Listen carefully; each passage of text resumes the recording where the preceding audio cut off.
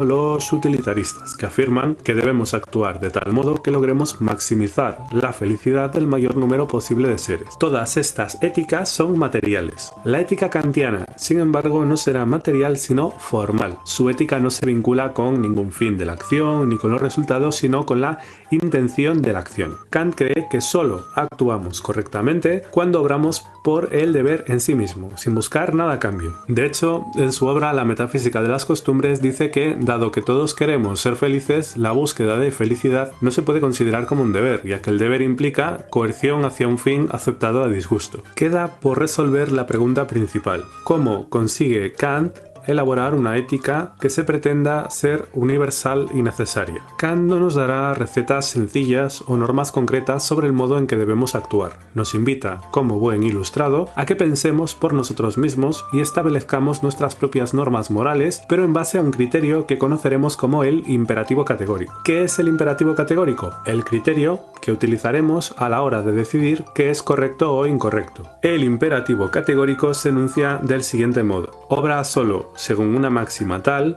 que puedas querer al mismo tiempo que se torne como ley universal. Esto quiere decir que cada vez que tomes una decisión en tu vida debes actuar con la mejor voluntad, deseando que tu forma de actuar se pueda convertir en una ley universal. Es decir, que quieres que el resto de los seres humanos actúen como tú lo has hecho. No vale tener una doble moral, debes de ser consecuente. Como vemos, el criterio central sobre el que se articula la ética kantiana es el deseo de buena voluntad. Si tú tomas la decisión de no robar porque temes que te pillen, entonces no estás actuando con la mejor voluntad y no estás siguiendo el imperativo categórico. A eso se le llamaría imperativo hipotético. Actúas de un determinado modo por temor a un castigo. Si decides no robar porque estás convencido de que todo el mundo debería actuar así, no lo haces por premios o castigos, no lo haces por inercia, lo haces porque crees que todo el mundo debería actuar así. Ahora sí estás siguiendo el imperativo categórico. El segundo enunciado del imperativo categórico dice: obra de tal modo que uses la humanidad tanto en tu persona como en la persona de cualquier otro, siempre como un fin y nunca como un medio. Los seres humanos somos los únicos seres capaces de moralidad. Este rasgo nos convierte en seres con dignidad. No debemos tratar a los demás como un instrumento para obtener algo. Todos los seres humanos somos un fin. Todos somos igual de dignos con independencia de nuestras particularidades. Por cierto, esta es la noción de dignidad en la que se basan los derechos humanos. Diría que la grandeza de Kant es haber luchado por la autonomía humana y la universalización de las normas de nuestra conducta. Finalizaremos el vídeo con una frase de Kant: dos cosas llenan el ánimo de admiración y respeto: el cielo estrellado sobre mí y la ley moral en mí. Pregunta: ¿cuál es la formulación del imperativo categórico? De las siguientes características, ¿cuáles pertenecen a la ética kantiana?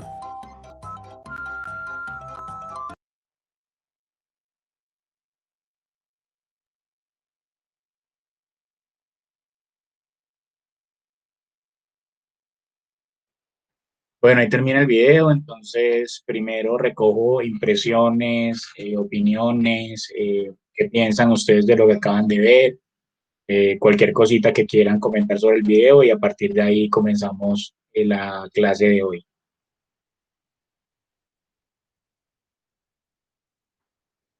¿Qué les parece el asunto de lo que plantea Kant en cuestiones éticas? Santi acaba de llegar, gracias Santiago. Un saludo. Alguien que haya escuchado desde el principio de la presentación. Al principio plantean un dilema moral, ¿cierto? Partamos de ese dilema moral. ¿Cuál es el dilema moral que se planteó al principio del video, si alguien lo recuerda?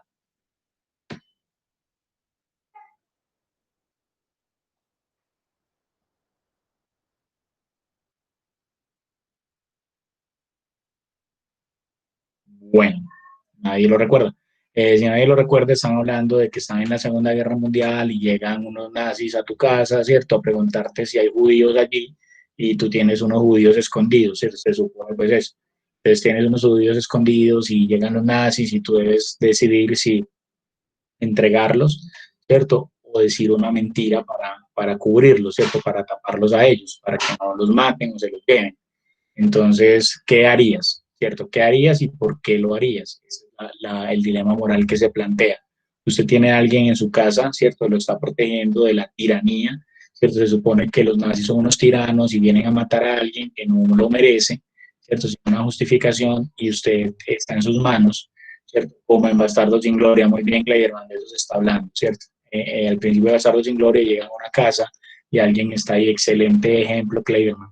La película Bastardos sin Gloria, ¿cierto? De Quentin Tarantino nos muestra la posibilidad de que alguien cuida, ¿cierto? Está protegiendo a unos judíos y obviamente hay alguien intimidándolos, pero hay una posición de protegerlos, ¿cierto? De quedarse calladito, pero eso viola la ley, ¿cierto? Porque la ley era denunciar a los judíos, entregarlos. Entonces, en esa posición, ¿qué harías? ¿Cierto? ¿Tú qué harías? La pregunta para comenzar la clase, ¿cierto? Entonces, te las paso de una vez. ¿Ustedes qué harían en una situación como esta? ¿Delatarían a las personas por cumplir con la ley o las protegerían para evitar su muerte, para protegerlos del mal que supone, por ejemplo, en este caso, el ejército nazi? Entonces, los escucho. Diego, yo quiero decir, Dale. pues yo creo que yo los protegería, aunque me daría como mucho miedo las consecuencias que vengan para mí, porque si de pronto se dan cuenta de que yo los tenía escondidos, entonces eso me da mucho miedo. Muy bien, pero a pesar del miedo estás diciendo que lo harías. Sí, claro que sí, sí los protegería. Muy bien, ¿por qué? Llega porque, pues, según lo que se vio, son personas, pues, que están cumpliendo como que con la ley. Y si uno los protege y si de pronto ellos se pueden salvar. Ay, es que no sé, no tengo una idea como bien clara. Dale, Ari, todo bien. ¿Alguien más tiene una opinión sobre esto? Pues yo, Dale, Santi. yo opino que sí tengo la certeza de que si yo digo mentiras y ellos no se van a meter a mi casa así a la fuerza, pues yo los protejo, porque igual son vidas, son vidas. Pero si ellos ya van a llegar y si uno no sabe si se van a meter a la fuerza o no, entonces es mejor no protegerlos porque primero está mi vida que la de ellos.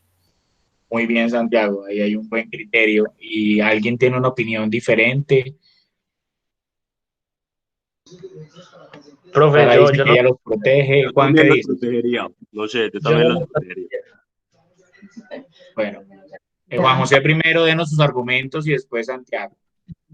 yo no los protegería porque eso sería arriesgar mi vida, exponerme yo, porque después me puede pasar algo peor a mí. Muy bien, Santi. No, pues comparto todos los pensamientos anteriores. Yo también los protegería. Pues no sé, yo siempre me he caracterizado por ser un ser empático. Entonces, pues sí, los protegería y asumiendo las consecuencias de que arriesgar mi vida y todo eso. Pues no sé, yo los protegería. Muy bien. ¿Otra opinión sobre el tema? Alguien que piense diferente o que reafirme, Verónica también dice que los protegería, por ahí Sara ya había escrito que también los protegería, ¿cierto? Me gustaría argumentos, ¿por qué protegerlos? O alguien que diga, como Juan José dijo, yo no los protejo porque me da miedo, las consecuencias para mí, contra mí, son más fuertes que las consecuencias contra ellos, entonces, otra opinión. Yo creo que sería así como dijeron en el video, que uno, pues que uno hace algo, depende de por qué lo haces, así como la mamá que roba porque los hijos no tienen comida, entonces le toca robar porque no tiene para alimentarlos. Entonces sería algo así, yo los ayudaría porque sé que las personas, pues si uno tiene seguro que las personas son buenas y que se están escondiendo, pues no porque sean malas, sino porque les están persiguiendo por una causa que no tiene relevancia, entonces sí los protegería. Sara, ¿te puedo hacer una pregunta? Dime. Entonces, tú protegerías a alguien dependiendo si consideras que es justo o no lo que les van a hacer, ¿cierto? Sí, para mí sería así. Muy bien, entonces hay un criterio de justicia, ¿cierto? Hay un criterio de justicia universal y decimos, no es justo que esas personas las persigan sin razón, entonces las protejo porque no es justo que les hagan daño, ¿cierto? Sin ellos haber hecho nada malo. Así es tu posición, ¿cierto? Sí, así mismo. Muy bien, Sara. Entonces, partamos de ahí. Entonces, hay varios supuestos, ¿cierto? En esto, de eso habla la ética kantiana. Hay un supuesto es de unas éticas anteriores, ¿cierto? Y vamos a referirnos a ella. Son la ética aristotélica y la ética platónica. ¿Alguien se acuerda por casualidad de qué decíamos en algún momento, ¿cierto? No hace mucho tiempo hablamos de ese tema. Y decíamos que en Platón y en Aristóteles había una ética que perseguía algo. ¿Qué era lo que perseguía la ética aristotélica o la ética platónica? ¿Alguien se acuerda?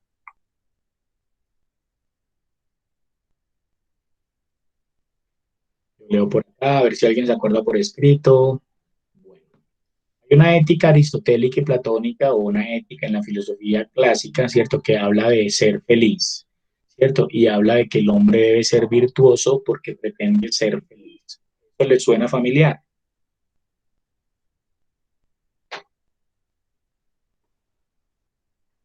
Bueno, espero que sí. Entonces, las éticas platónicas y aristotélicas decían, vamos a ser felices, ¿cierto? ¿Por qué?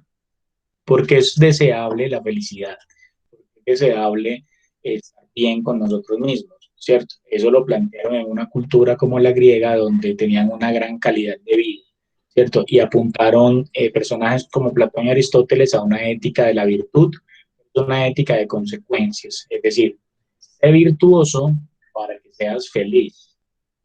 Si actuamos conforme a eso, ser virtuosos porque queremos la felicidad, es muy divertido, muy bacano ser virtuoso, portarse bien, como quien dice, pero ¿qué problema tiene eso o qué trampa tiene eso? ¿Qué error hay en ese tipo de planteamiento filosófico?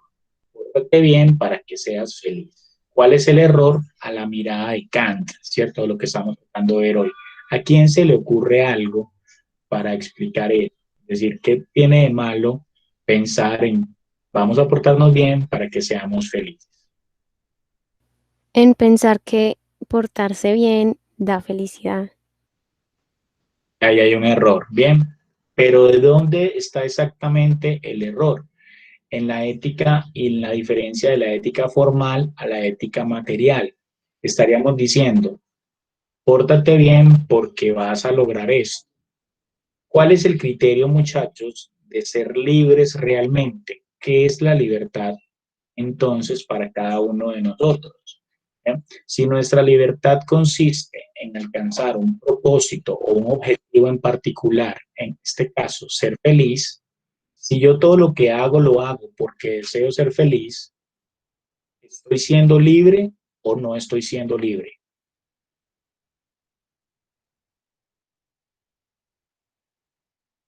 Los escucho.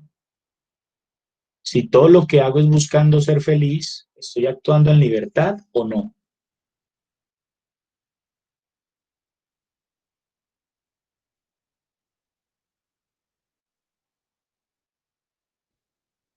¿Siguen ahí?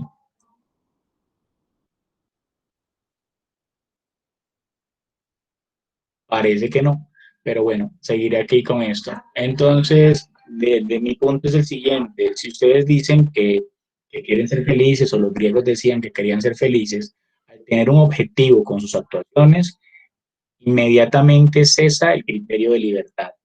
No somos libres si pretendemos hacer algo con nuestros actos. Solo los actos sin motivo se consideran actos libres. Por lo tanto, dice Kant, si quieren ser felices, y eso es lo que persiguen, portándose bien, su ética es una ética material y no una ética formal. Ética material, una ética que persigue las consecuencias o que persigue los efectos de lo que hacemos. Eso sería una ética material. Entonces, aquí hay un mensaje de Jerónimo, vamos a leerlo. Gracias, Jerónimo, por no dejarme solo en esta clase. Profe, yo creo que si buscamos la felicidad por medio de lo que nosotros queremos y pensamos y somos libres. Bien, excelente, Jero. Entonces, somos libres, ¿cierto? Diego, Hola, yo tengo una opinión. dale. Yo pienso que en realidad, pues, es que en la realidad, pues, libertad no tenemos, Diego, porque siempre vamos a hacer, o sea, no todas las cosas que nosotros queremos hacer las podemos hacer. Siempre va a haber algo, algún obstáculo o alguna, pues, vayamos por allá como que por la ley y esas cosas que no nos los van a permitir. Muy bien, Adriana, excelente y creo que es una buena conclusión. Entonces vamos con dos conclusiones. Primero, la Adriana, no existe la libertad, ¿de acuerdo? La libertad es una ilusión, ¿cierto? Para Para muchos filósofos, pues, ¿cierto? Para muchos filósofos la libertad es una ilusión, el hombre no es libre, ¿cierto? El hombre está, en el otro caso existencialista que habíamos comentado, el hombre está condenado a la libertad, ¿cierto? Es decir, estar suelto y estar por ahí en la vida es gravoso, ¿cierto? Es decir, es fuerte, es una cosa demasiado dura, porque dice, por ejemplo, vamos a unirlo con el comentario que hace Sara en el chat, si hay unos criterios para portarse bien, entonces no somos libres, ¿cierto? Es decir, ¿por qué? Porque si me debo portar bien, si debo seguir un criterio, por ejemplo, ser feliz, ¿cierto? Si yo sigo un criterio, unas pautas para ser feliz, entonces realmente no estoy siendo libre. ¿Bien? Sería si la felicidad no tuviera condiciones o cualquier condición que se ponga, cualquier acción hace que esa deje de ser una acción libre. En eso es muy importante que lo tengan en cuenta. ¿Bien?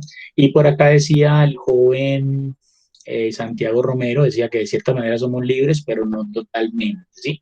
Y yo pienso, y me gustaría que Santiago profundizara en eso, en qué forma somos libres y en qué forma no, ¿cierto? Para darle un poquito de contexto al asunto. Santi, ¿qué es lo que quieres decir con eso? Santi dejó el mensaje, fue.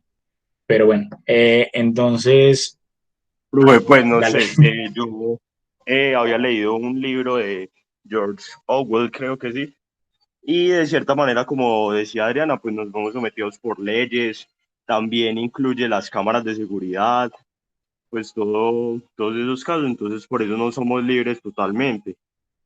De cierto modo sí somos libres, de pronto en pensar, aunque a veces irrespeten ese pensamiento propio, pero de cierta manera somos libres.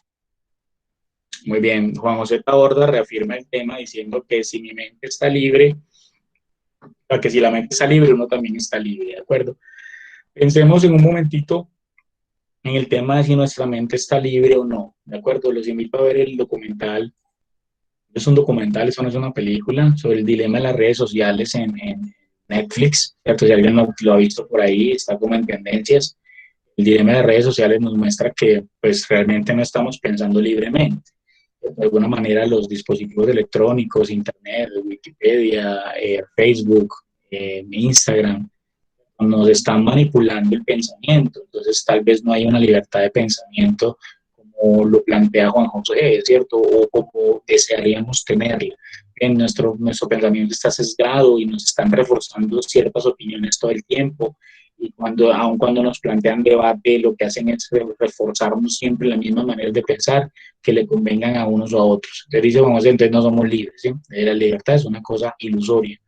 Pero en ese rollo de las libertades y todo eso está el tema bueno, somos una sociedad, ¿cierto? Y en esta sociedad tenemos que convivir de alguna manera, ¿cierto? Y para convivir de alguna manera, entonces nosotros tenemos que establecer unos criterios para actuar. ¿Bien? Y lo que establece el señor Immanuel Kant, filósofo alemán, es decirnos cuál es el criterio por el cual tú tomas tus decisiones o tú actúas, ¿cierto? Entonces, ¿qué vamos a asumir como criterio para una moral kantiana, una moral formal o una ética formal? La ética formal debe establecerse a partir de la siguiente intención, ¿cierto? Santiago se está refiriendo al libro 1984 de George Orwell, ¿cierto? De ahí salen las ideas del gran hermano y salen las ideas de los realities, las ideas de la dominación que estamos viviendo hoy, ¿cierto? Cuando te tomas fotos en Instagram, ¿cierto? Las selfies y le muestras al mundo cómo eras de joven y cómo te vas a ver cuando seas más viejo. De alguna manera nos estamos exponiendo a un control global de lo que pensamos, de lo que sentimos, de lo que hacemos. Lo hemos hablado en otras temáticas, por ejemplo, cuando hablas de cualquier cosa delante de tu celular y tu celular comienza a mandarte notificaciones de ese producto o de ese tema. Entonces ahí es donde nos damos cuenta que de verdad de alguna manera nos están vigilando por estas cámaras de las videollamadas, por todas partes nos tienen controlada la información, ¿cierto? Por lo menos con fines comerciales, que ya es algo muy fuerte. También está el control de temas políticos, ¿cierto? Que para influirnos políticamente nos monitorean, a ver qué pensamos, qué decimos, qué sentimos, para bloquearnos o para darnos alas en lo que queramos decir.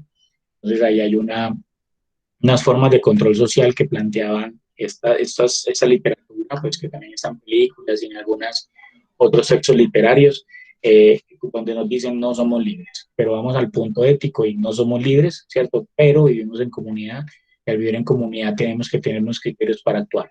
¿Cuáles son los criterios para actuar que nos plantea Kant? Nos plantea, hay una premisa en Kant que es la siguiente, lo que llamamos el imperativo categórico. El imperativo categórico y es el que nos invita a actuar de la mejor manera posible. Kant habla de un tema que es polémico y espero que sea polémico para ustedes y que puedan decir alguna cosa en este momento, y es el tema de, introduce el concepto de buena voluntad. ¿Qué piensan ustedes del tema de la buena voluntad? Hay buena voluntad en los hombres, ¿cierto? Nosotros somos seres capaces de tener una buena voluntad para actuar frente a los demás. ¿Qué opinan, muchachos?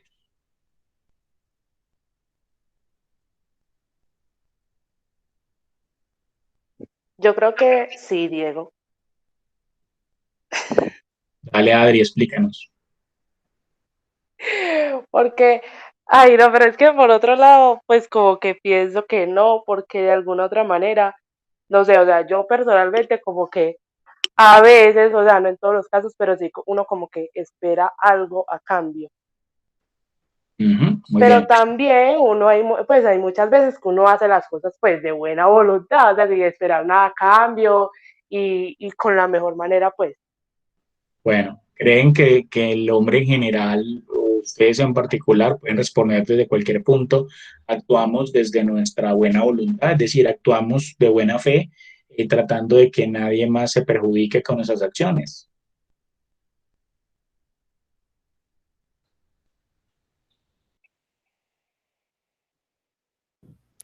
No, pues porque uno siempre piensa como que en que las cosas que uno hace le beneficien a uno y pues casi nunca piensan que los demás cómo se van a sentir o cómo les va a afectar las decisiones que uno tome. Muy bien, Verónica, gracias. Samuel por acá también dice que no, porque siempre esperamos algo a cambio, ¿cierto? Es lo que dice a Santiago, perdón, Santiago está diciendo, no, siempre nos caracterizamos por esperar algo a cambio, ¿cierto? Los seres humanos tendemos a eso, ¿cierto? Esperar algo a cambio, y ese algo a cambio está en las éticas materiales de Kant, ¿cierto? Perdón, de los filósofos clásicos, ¿cierto? Hola. Diego, pero es que es muy difícil generalizar porque es que, como dice Sara, es que depende, o sea, a veces uno actúa como que de la mejor manera, pensando en los demás, pero a veces pues también uno, uno espera algo a cambio, pues así como estamos diciendo. Entonces es muy difícil generalizar, pues. Muy bien. Yo, Otra yo explicación al de... creo, yo Dale, creería Sara, que con no tu es, depende, dale. pues yo creería que no es de decir, no es que pensamos como las personas, sino depende de las personas en que estamos pensando. Porque, por ejemplo, yo pienso en no hacerle daño a alguien que yo quiero, pero si es alguien que yo no conozco nada que ver, pues a mí me da igual si le hago daño o no. Entonces sería algo así como que depende de la persona a quien le vamos a hacer daño y a quién no. Muy bien, perfecto. Bien. Jerónimo dice que él espera las gracias. Y él espera las gracias, entonces eso es una muestra, por ejemplo, de que los actos no son desinteresados, ¿cierto? Pero hay un punto en eso, en lo que dice Sara, ¿cierto? Decimos, y gracias Sara por el aporte. Si usted dice, mis actos dependen de a quién beneficien, entonces yo pienso si afecta a mi familia, afecta a mis amigos, afecta a los seres que quiero, pues actúo de acuerdo con eso para evitarles un sufrimiento, para evitarles el dolor. Pero si las cosas que hago afectan a otra gente que no conozco, pues a mí no me importa, ¿cierto? Ahí sigue existiendo una ética material, una ética consecuencialista. Mira los efectos de las cosas, es decir, ¿qué va a pasar? Pongamos otro ejemplo. Eh, encontré un celular o ve que alguien va caminando y se le cae el celular y yo cojo el celular y la persona no vio. Yo no sé si me vieron los otros o no me vieron, ¿cierto? Pero yo tengo que tomar una decisión, ¿cierto? Entregarlo o no entregarlo, ¿cierto? Puede ser un muy buen celular y tienes la tentación de quedarte con él, ¿cierto? Muy probablemente lo vas a entregar. ¿Con qué criterio lo entregas? Lo entregas con el criterio de que, bueno, qué pesar de ese señor que pierda su celular, ¿cierto? Si no ves a quién se le cayó, ese es otro punto. Si no viste a quién se le cayó, pues tú no tienes realmente nada que hacer. O si tienes algo que hacer, puedes esperar a que llamen a preguntar por el celular y devolvérselo a su dueño. El punto es en que pudiendo quedarte o no quedarte con él, ¿en qué basas la decisión para devolverlo? ¿Cierto? ¿En qué basas tu decisión para devolverlo? Es más fácil devolver un celular viejo de una marca barata que devolver si usted se encuentra el último iPhone, lo devuelve. Usted es honesto porque lo que se iba a robar es poquito, ¿cierto? O es honesto en todos los casos, ¿cierto? Ese es el tema. Entonces nosotros, y ahí va la ética kantiana, ¿cierto? Diego, espérame. Señora, dale. Yo no me voy tanto por eso, yo voy más por lo que decía en el video, por el miedo. Eso, muy bien. O sea, ¿a usted El le da miedo a las miedo que la cojan? consecuencias. ¿A usted le da miedo a las consecuencias? Por ejemplo, las consecuencias pueden ser la cárcel si se robó algo. O las consecuencias pueden ser que la gente se dio cuenta y dijeron, Adriana es una ladrona, ¿cierto? ¿A usted le da miedo eso, cierto? ¿Le da miedo la sanción social o le da miedo el castigo divino? ¿Qué es lo que le da miedo? Si a usted le da miedo a algo y toma la decisión por eso, sigue siendo una moral consecuencialista. Me importan las consecuencias de lo que hago. ¿Bien? Pero para ir más allá de eso, que es lo que plantea Kant, debemos recurrir a una ética formal de que se compone. Vamos a actuar de tal manera que todo lo que hagamos pueda ser estimado o pueda ser considerado una ley universal. Voy a establecer el parámetro con el cual la gente se va a comportar de aquí en adelante. La norma que yo aplico, la norma que yo predico, debe ser consecuente y absoluta. Es un imperativo categórico. Les voy a dar el imperativo categórico más grande que existe en el mundo. ¿Bien?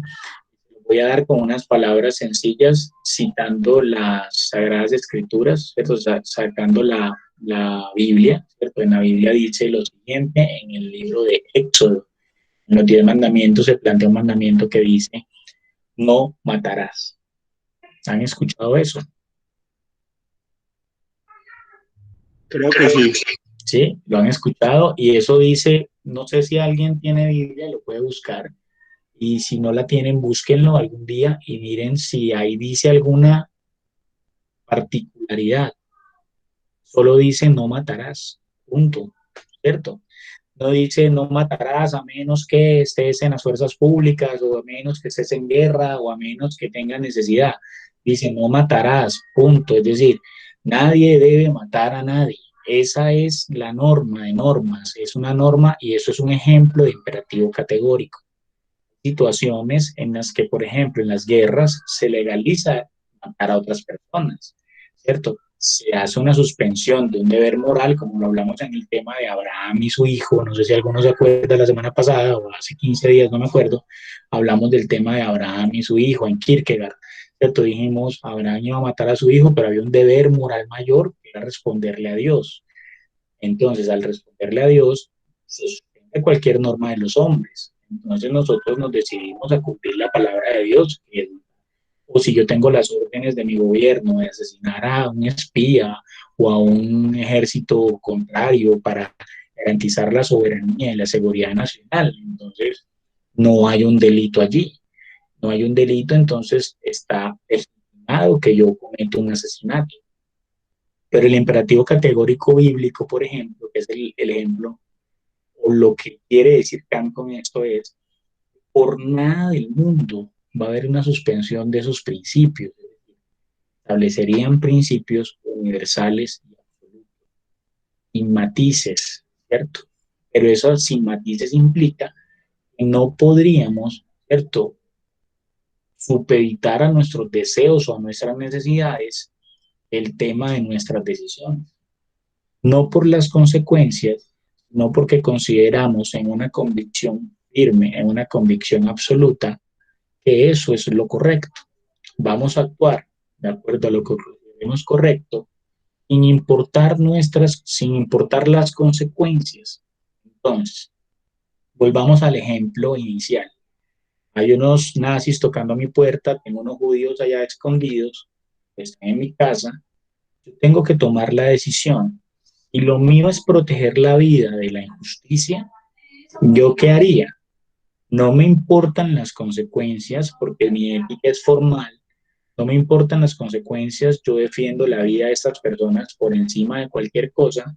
Dejo que entren y puedo saltarme la norma de no mentir, porque el punto aquí es si mentimos o no mentimos. Decido violar esa norma por un fin superior que sería proteger a estas personas. ¿Por qué? Proteger a estas personas porque considero que todos deberíamos proteger la vida. Y al proteger la vida puede que vengan consecuencias, que me metan preso, que me maten a mí también, etcétera. Pero no me importa porque yo voy en un fin superior y en una ética formal y absoluta. En esa ética formal y absoluta yo protegería a esta gente. O en una ética formal y absoluta también podría determinar, y miren lo curioso que es esto, nos lleva siempre a posiciones relativas. Entonces, si yo soy una persona que está de acuerdo con la ley, creo que la ley es lo que nos debe regir como sociedad, entonces ¿yo qué hago? Abro la puerta, primero que todo, no guardaría judíos en mi casa. Y número dos, en caso de que estén allí, llega la ejército nazi, les abro la puerta, hágale pues que ahí está. O salgo a denunciarlos, ¿cierto? Aquí está esta gente castrochavista, llévensela, ¿cierto? Alguna cosa así. Entonces tendríamos la forma, aquí hay un texto de María Fernanda, considero que si en primer lugar los aceptamos y refugiamos, era porque conoceríamos qué pasaría o tendríamos una consecuencia. Muy bien, Mafe. El tema es ese, si los refugié sabía que venía algo, pero acepté, o de pronto en ese momento supongamos que nos dio miedo. El tema es, muchachos, que tendríamos que tomar decisiones y caminar hacia una ética formal, hacia una ética que no dependa de nuestras necesidades o de nuestras opiniones, sino una ética que dependa de principios, de valores, de cosas firmes. Son posiciones extremas que no se pueden sostener a veces, es decir, la ética kantiana. No podríamos decir que siempre actuaríamos de la misma manera. ¿Por qué? Porque es imposible, porque somos humanos y un día sentimos una cosa, otro día sentimos otra. Cuando los refugié, dije estoy haciendo lo correcto, pero luego vi los soldados y me dio miedo y el miedo me movió a tomar una decisión diferente. Eso es muy posible y supremamente humano.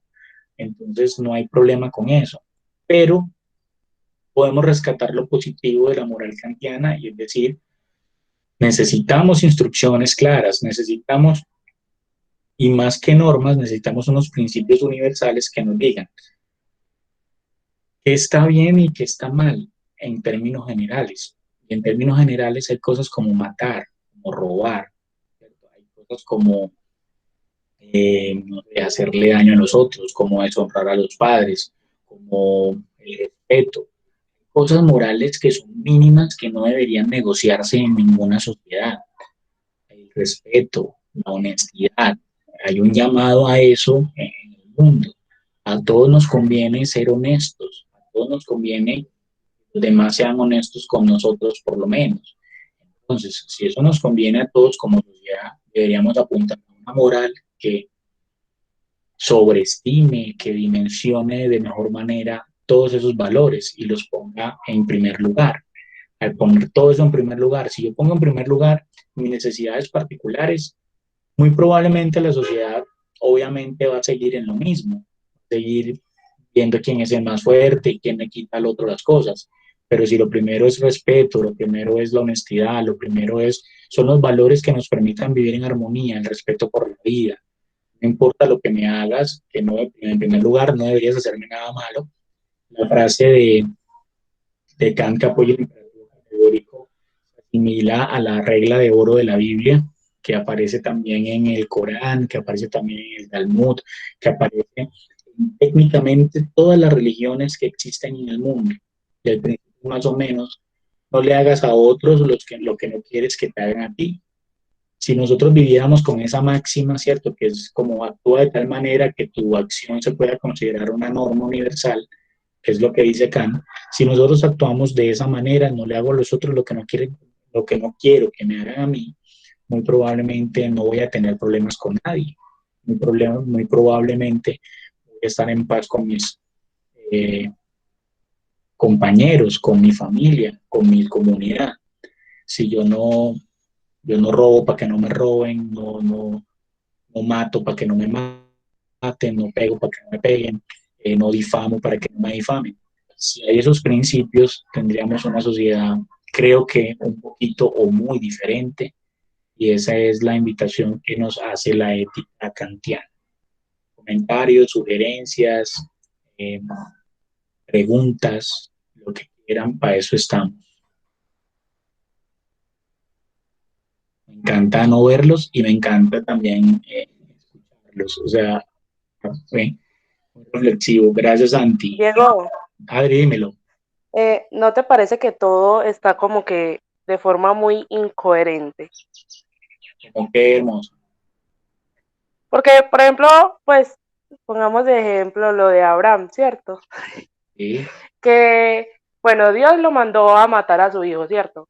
Y en los mandamientos dice, no matarás, pero él tenía obviamente ¿cómo es que se llama? Ay, ya se me fue la palabra. Como que algo superior que era obedecerle a Dios. Entonces, sí. ¿por qué lo manda a hacer una cosa que él sabe que no Muy puede buen hacer? Pedro. Eso es Eso de fue, mucha incoherencia, eso fue me una prueba parece a que le mí. mandó Dios a él. Fue una Ok, prueba. muy bien, Juan.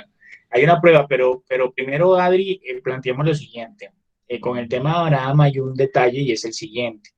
Cuando, miren lo que pasa aquí. Cuando Dios le pide a Abraham que sacrifique a su hijo, esa historia es anterior a los mandamientos, es decir, ni siquiera existían los 10 mandamientos que dicen no matarás.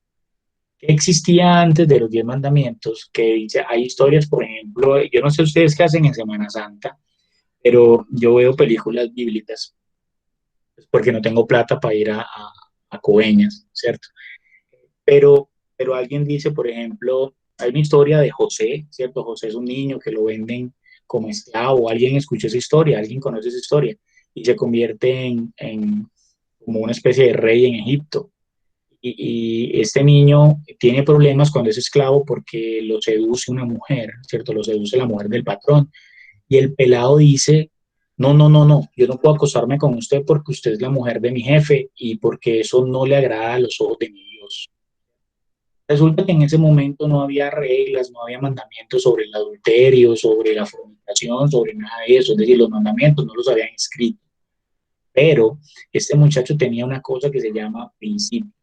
Para Abraham era un principio el matar, ¿cierto? No matar era un principio al margen de una ley, ¿cierto? Entonces cobra un poquito de valor, Adriana, que es tu inquietud, ¿cierto? Cobra un poquito de valor el tema de lo que yo estaba diciendo ahorita, y es el punto de que más allá de las normas o más allá de las consecuencias, nosotros obramos o deberíamos obrar por principios.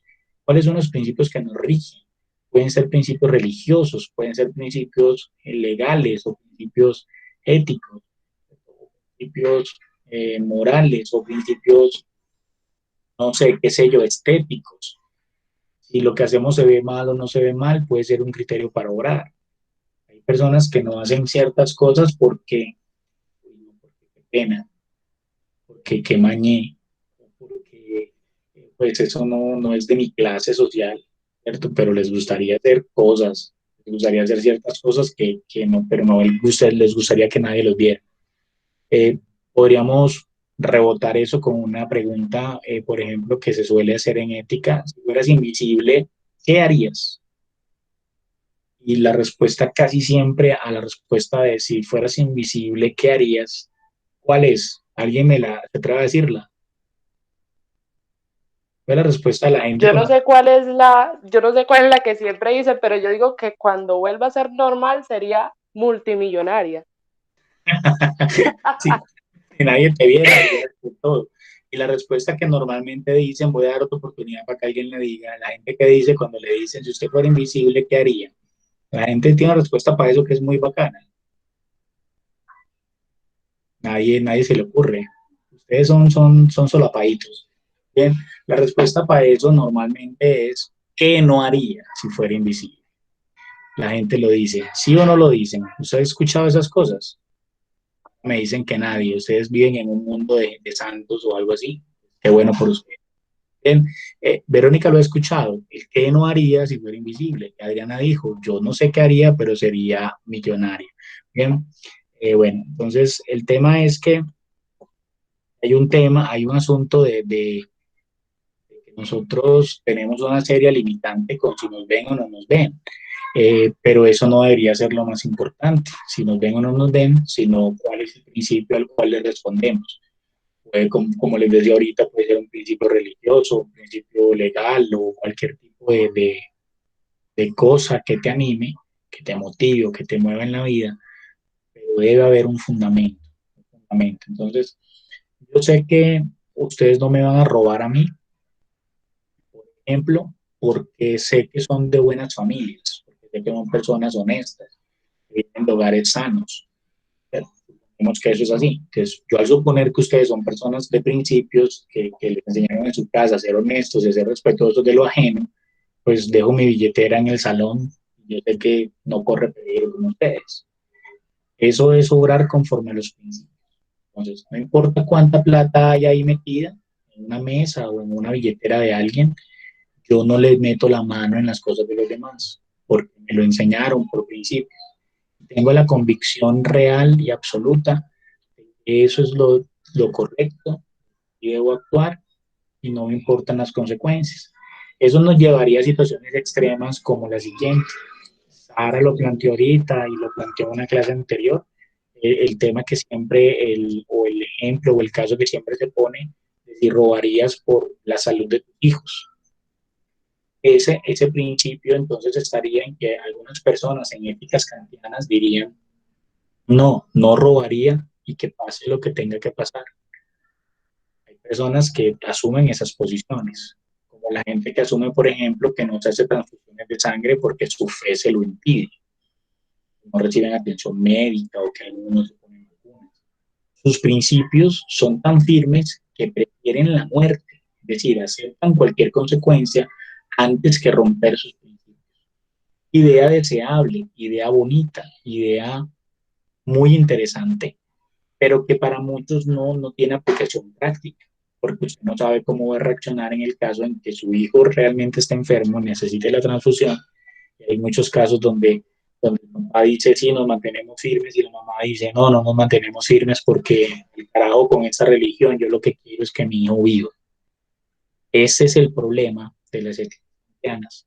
En los casos particulares, pues puede que las personas se quiebren o que las personas realmente no actúen en consecuencia de lo que supuestamente han predicado, han dicho, han decidido seguir. Entonces, eso sería un punto débil. El punto fuerte es tener una sociedad con normas claras, una sociedad con principios más que con normas. Creo mucho en los principios, creo más en los principios que en las normas.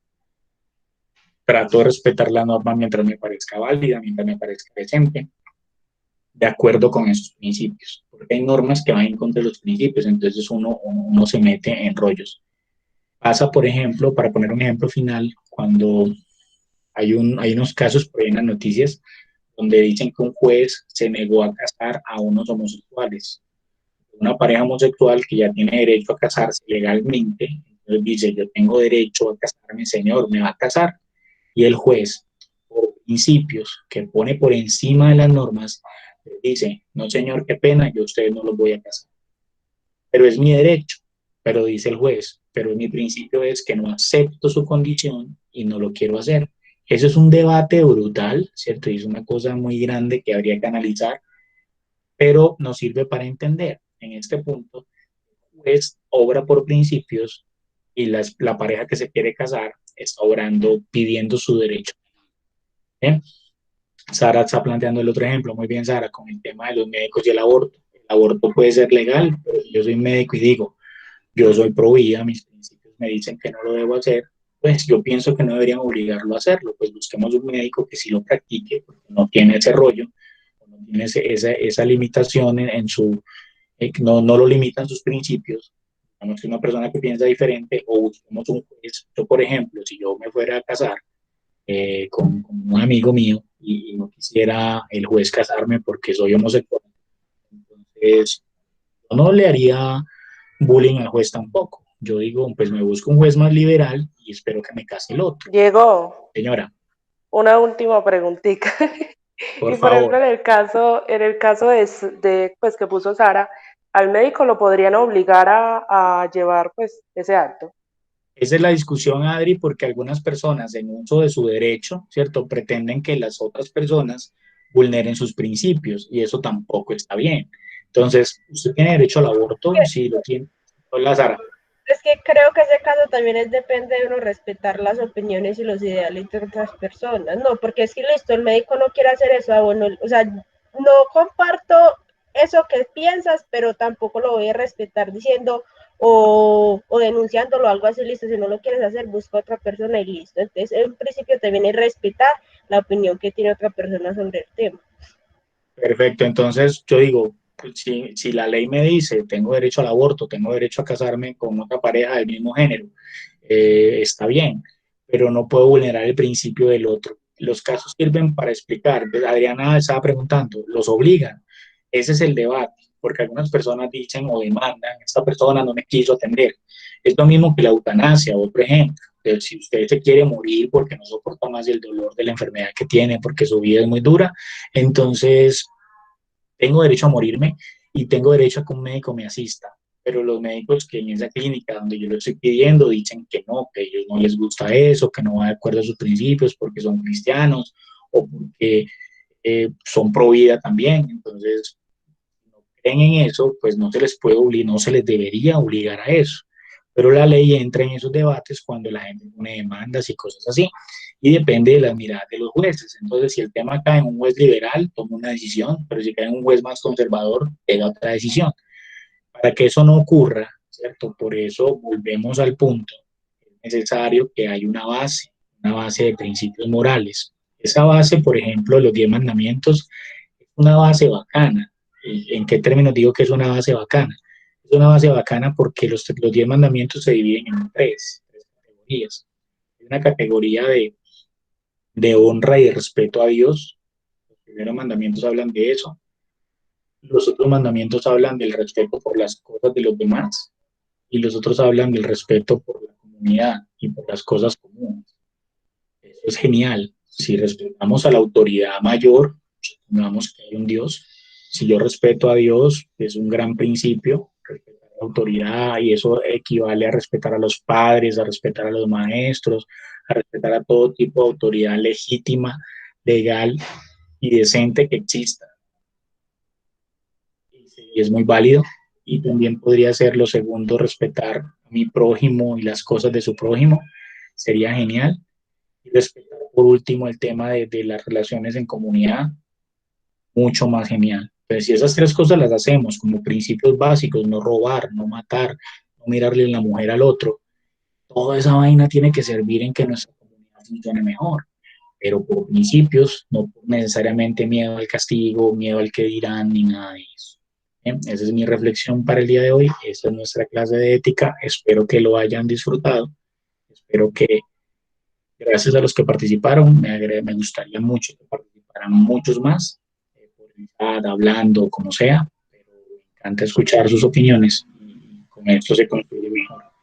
Por ahí les pondré alguna actividad para que vamos cerrando. La gente que tiene planes de apoyo y esas cosas, por favor comuníquese para poderles colaborar y para poder emprender todas las acciones necesarias. Los estudiantes de 11 que tienen dificultades académicas graves, los vamos a convocar para una reunión el día viernes a las 7 de la mañana con sus acudientes por situaciones académicas